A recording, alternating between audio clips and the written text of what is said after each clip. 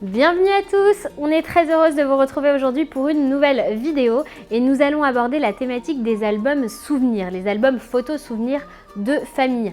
Puisque c'est la rentrée, on se retrouve souvent à ce moment-là qui est un peu la fin d'année, le début d'année scolaire en tout cas, donc la fin d'année familiale après les vacances, avec beaucoup de photos et on ne sait pas quoi en faire. Les téléphones sont pleins, les appareils sont pleins.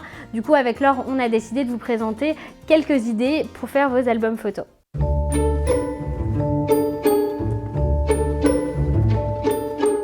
La première idée, c'est celle qui nous est venue tout de suite à l'esprit avec Laure, ce sont les albums photos qu'on crée en ligne et qu'on reçoit à la maison. Je vais vous présenter ce modèle-là qui est un modèle que j'avais fait faire pour la fête des pères, mais vous pouvez les faire pour chaque occasion. Et ce qui est sympa, c'est que c'est dans une jolie boîte, ça permet de les conserver, de les protéger et de faire en sorte qu'ils durent dans le temps. Parce que c'est ça qui est sympa aussi avec les albums photos, c'est de pouvoir les rouvrir quelques années plus tard et se rappeler tous ces souvenirs de vacances, des moments de vie assez importants au final.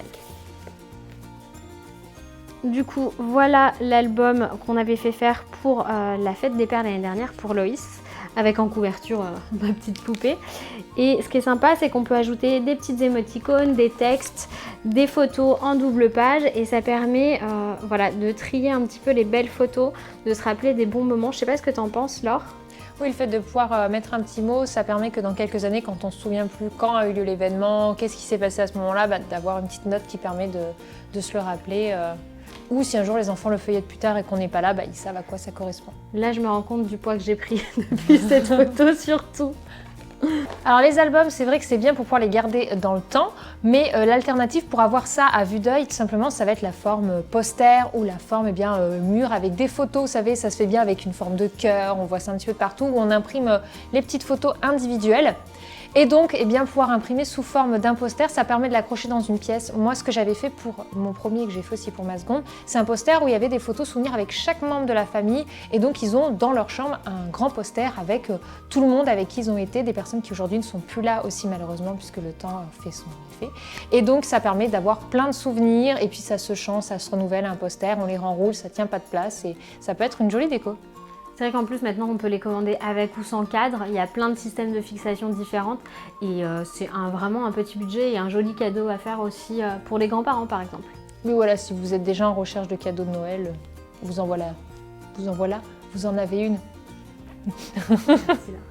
Il y a une autre petite chose que j'aime beaucoup, c'est le fait main et du coup il y a les albums photos scrapbooking. Il y a quelques années on m'a envoyé un classeur de scrapbooking, je vais vous montrer tout de suite ce que ça donne. Donc c'est sous cette forme-là, c'est un classeur, un très grand classeur. Et à l'intérieur, vous avez les photos sous différentes cases. Hop. Et sur chaque photo, moi que j'ai imprimé sur du papier classique, du papier blanc, du coup j'ai pu personnaliser la photo, ajouter des légendes, mettre là par exemple j'avais mis le poids de naissance, donc elle faisait 3,105 kg à la naissance par exemple.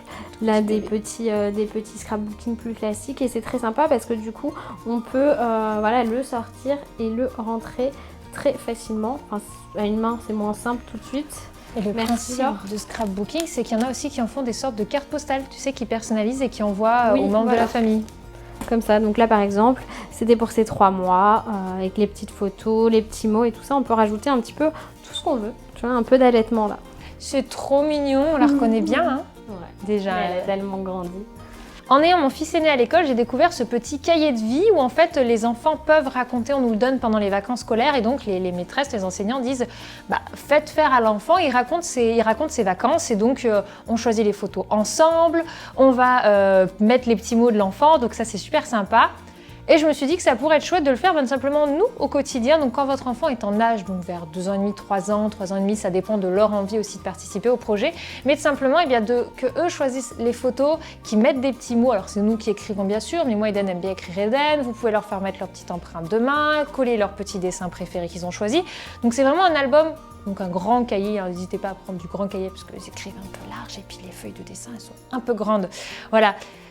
Exactement comme celui-ci par exemple. Donc soit vous allez en grande surface, soit si vous avez envie d'avoir quelque chose d'un petit peu plus joli, vous pouvez en acheter en ligne. Donc par exemple celui-ci qui est donc un cahier noir.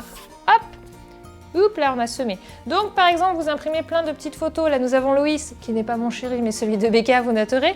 Et donc l'enfant, on va lui dire, bah, choisis les photos que tu veux mettre en première page, les membres de la famille, choisis une photo de papa, maman, et puis tu écris avec lui papa, maman, etc., ses vacances. Et donc ça permet d'avoir une autre approche de ses souvenirs, puisque c'est les leurs, et souvent ils se souviennent pas de la même chose. Toi tu te souviens du magnifique monument que tu as vu, lui il a kiffé le caillou qu'il a baladé tout le long.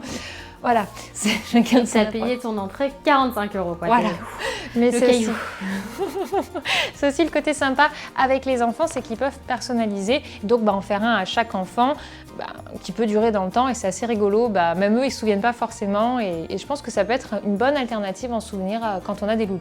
J'aime beaucoup l'idée, et ce qui est cool c'est qu'on peut, voilà, comme tu disais, personnaliser, laisser l'enfant faire avec ce genre de petites choses. Donc là vous avez des petits stickers comme ça, des petits autocollants sympas et du masking tape, et donc l'enfant va colorer tout ça. C'est pour ça que j'aimais bien moi le cahier noir avec un stylo blanc, ça rend super bien. L'enfant peut colorier, peut dessiner avec des craies, va vous dire ah bah voilà justement tiens maman, est-ce que tu peux écrire mon souvenir, ou l'enfant s'il est assez grand va écrire lui-même son souvenir. Donc le fameux caillou magnifique, et s'il faut ajouter la photo du caillou, on ajoute la photo du caillou. Mais j'aime beaucoup moi cette idée d'album complètement personnalisable qui se rapproche un peu plus de ce qu'on faisait avant, c'est-à-dire qu'on prenait les photos et qu'on les collait sur des pages. Je me rappelle ma mère avec ses albums, tu sais, où tu as et tu peux les ouvrir. Oui, tu ouvres l'espèce de page plastique comme ça qui protège la photo dessus. Et du coup, ça me faisait penser à ça, et j'aime beaucoup cette idée. Il y a une dernière solution qui est peut-être un peu plus moderne, mais je sais que dans ma famille ça se fait souvent, puisque j'ai une cousine en Espagne, de la famille dans le sud de la France, enfin on n'est pas toujours ensemble, et pour voir les enfants grandir, ce qui est pas mal, c'est les albums numériques. Du coup c'est des albums que vous pouvez faire sur des sites en ligne, ou qui sont automatiquement avec vos téléphones, et que vous pouvez partager, et à chaque fois que vous mettez une photo dedans, il y a une petite notification pour les gens qui sont inscrits sur la liste des invités de cet album. Et pour pousser la chose un petit peu plus loin, en fait ce qui existe encore et ce qui date un petit peu, mais vous savez, sorte de petits cadres numériques, et donc les photos défilent. Je trouve que c'est sympa, ça évite d'avoir toujours la même image.